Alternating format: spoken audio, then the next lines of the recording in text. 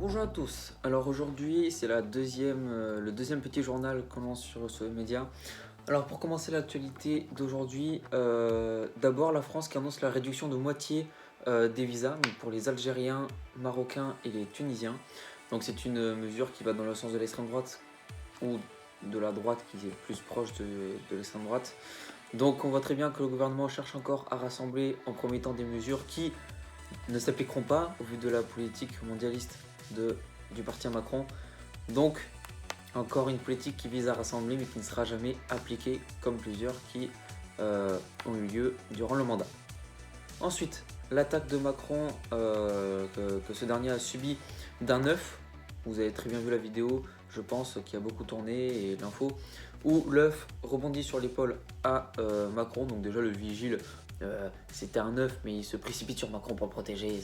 C'est un œuf, hein, juste faut se calmer. Mais le suspect, bizarrement, a été hospitalisé. Parce que c'est quand même la deuxième attaque que reçoit le président en moins d'un an. Donc on se rappelle de la gifle du fameux royaliste, caricaturé à l'extrême droite. Et donc là, un suspect hospitalisé. Donc on évite de dire que c'est les Français qui en ont marre de Macron. On dit plutôt que c'est les fous et aussi les royalistes d'extrême droite qui sont dits comme des fous en l'occurrence. Ensuite, ça vous a pas échappé que Zemmour a été agressé dans la rue. C'est pas la première fois. Il y a eu des menaces de mort contre lui. Bon, ce dernier n'a pas été réellement touché par cela, parce que je pense qu'il doit avoir l'habitude. Et toutes les personnes qui ont les mêmes opinions que lui ont l'habitude de cela. Et donc, ça ne l'a pas beaucoup affecté. On le voit qu'il est passé à 14% et plutôt à 13% si Xavier Bertrand se présente. Donc il a 13% dans les sondages. Il a encore augmenté. On a vu sa dernière intervention sur LCI qui était excellente, qui a duré entre 1h30 et 2h.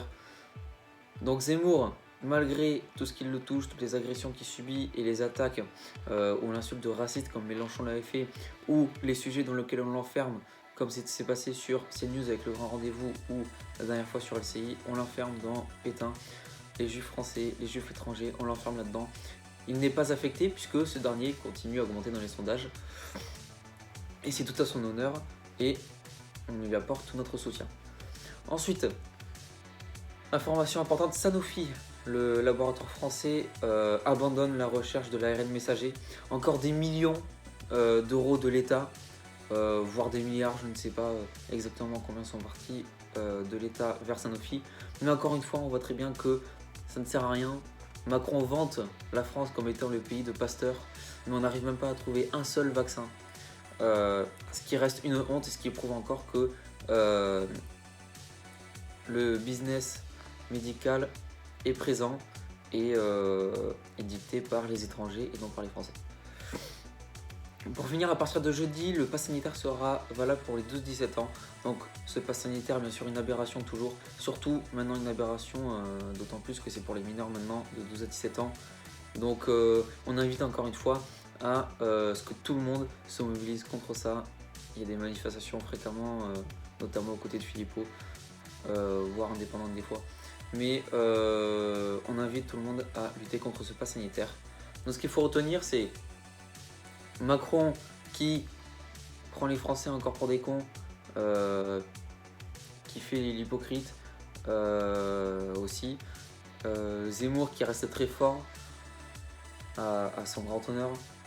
Sanofi, bon, l'échec français noté sur le côté médical. Et enfin, la honte du pass sanitaire pour les 12-17 ans à partir de jeudi. C'est tout pour aujourd'hui. Demain, épisode historique. Et jeudi, nouveau mini-journal. Et vendredi, ce sera l'article et l'analyse de l'info. Et ce week-end, normalement, il n'y aura rien. Et le week-end prochain, on organise un face-à-face ou un débat qui devrait arriver. Voilà. Moi, sur ce, je vous dis à jeudi pour le dernier mini-journal de la semaine. Et demain, l'épisode historique arrivera. Au revoir.